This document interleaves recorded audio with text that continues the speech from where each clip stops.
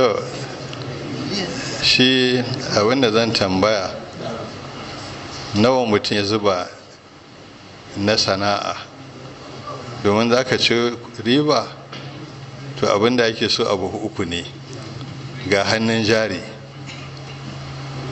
da ka zuba, sannan ga basira da Allah ya baka ta sanin cewa wannan abin in an saye shi za a iya sai da shi a ci riba. Dan ba kowa ne yake da wani ba, sai wanda Allah ya bawa. Wanda bai san kasuwanci ba in ka bashi sai kudin su salwanta. To ga kudi hannun jari ga kuma basira, sai kuma hakurin sauraron zuwan masu siye. To in duk abin da ka dora riba a ciki kace ya zama halak, to shin wannan akwai wannan a ciki? In babu ko